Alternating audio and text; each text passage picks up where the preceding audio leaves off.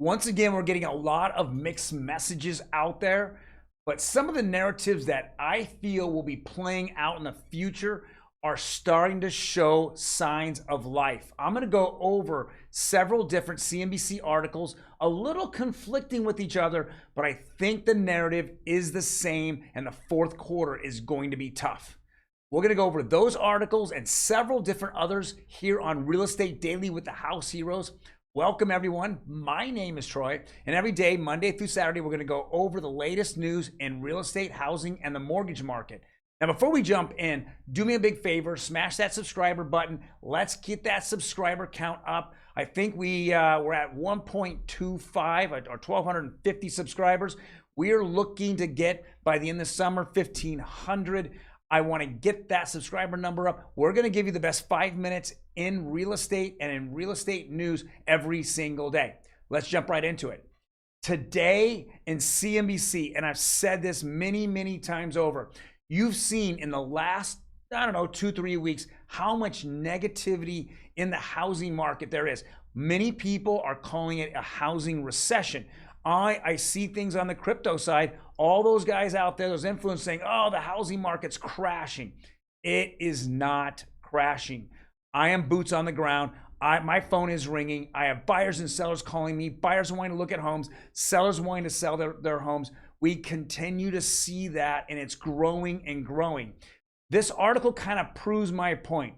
It says housing will keep inflation high, says requisite Bryn Talkington. Why would housing keep inflation high? There's two reasons, there's two narratives why we saw the CPI number go down in the last month. Number one was fuel. We saw that fuel went down in the CPI numbers. Number two, the number, which is the greatest number that has the effect on the CPI, is shelter, and it's housing. And everyone's saying that housing is continually falling. Guys, it only fell for a minute in time, or literally a minute in time. From the middle of June to the middle of July, we saw this happen.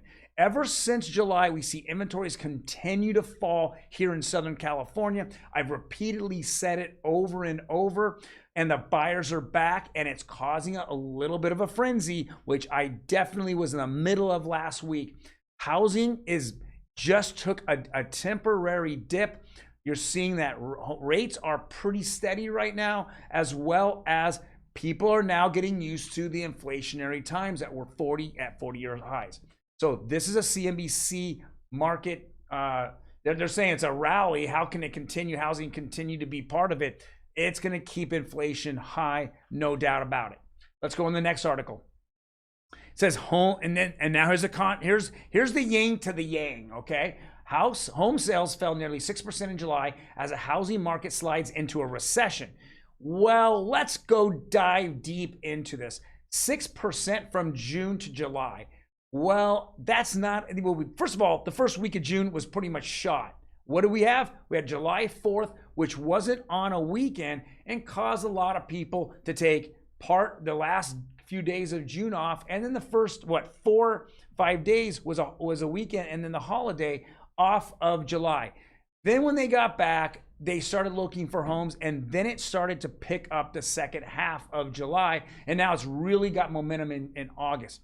I think this is a temporary number on the slide, and inventory has been down. So inventory's down, sales were down, and one reason why sales were down is that, and we saw that yesterday that came out, that a lot of people panicked during that 1 month time that they jumped out of the market, and they got out of their positions in escrow and left escrow, and that's what happened. And that's why I see that number being so high.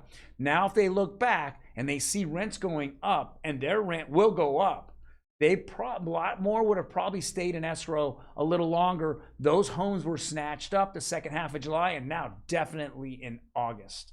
Next article here. This is an interesting article. It says jobless claims edge lower as Fed looks to cool labor market. Well, if they edge lower, they're not, what they're doing is not affecting the jobs market. You keep seeing it go down, the amount of jobless claims, new jobless claims. If they're going down, that means that the labor market is strong. That's what I see going further or future is that they continue to raise anywhere from 50 to 75 basis points. Everything, retail sales yesterday was pointing that way. Now jobless claims are pointing that way. Guys, we are going to go up. Everyone wants to use now the word recession for their narrative.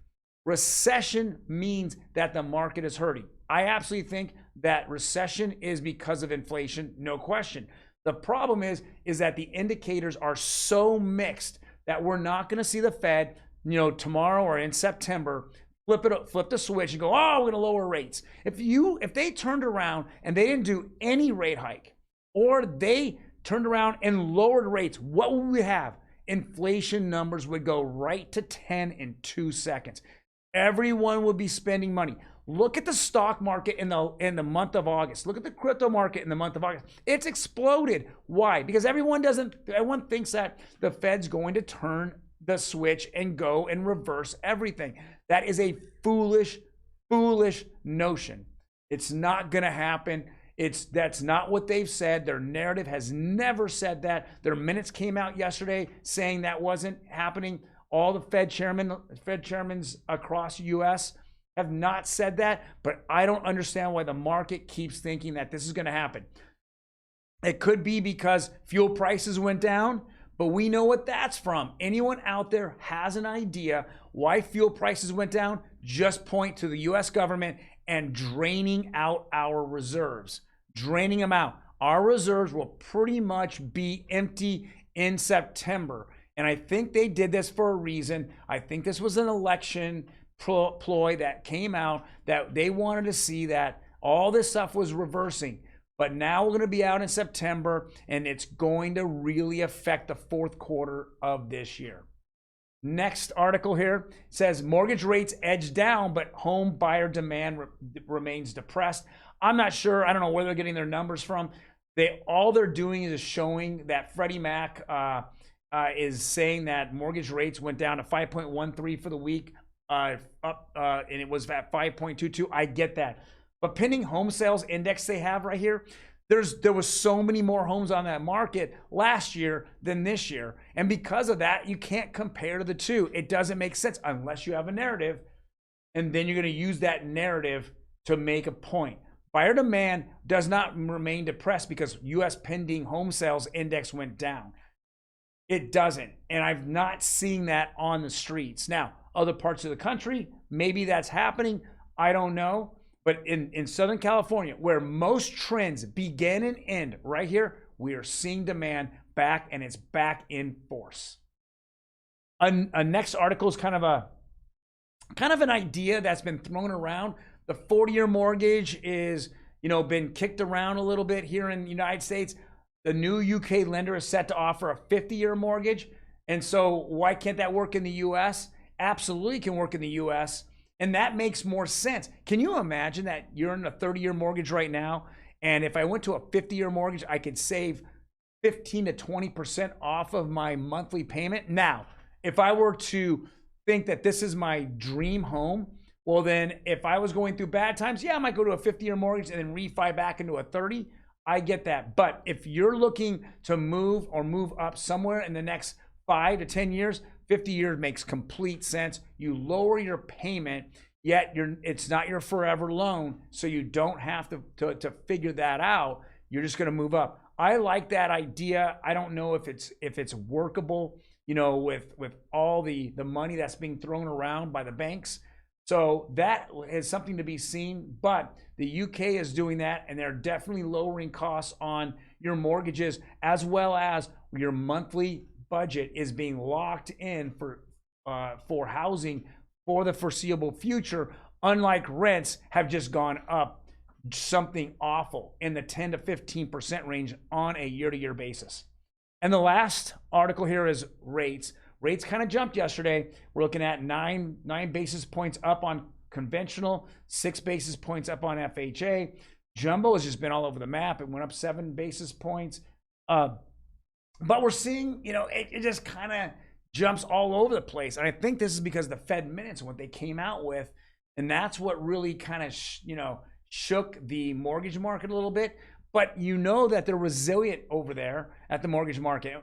And what the mortgage companies are doing is they're coming out with all these more exotic loans, and these exotic loans have not got into the real negative amortization that was back 10 years ago, but 40-year loans, and then talking about 50-year loans, right? And then coming back and talking about, adjustable rate loans. It's all out there. This is what's driving the market. It's just not your 30-year pounded out, locked in loan. It's not. It's now about exotic loans in which you can refi out in the next 5 years, 4 or 5 years, when a real recession hits. And I believe a real recession is going to hit sometime in the fourth quarter or somewhere in the first 2 quarters of 2023.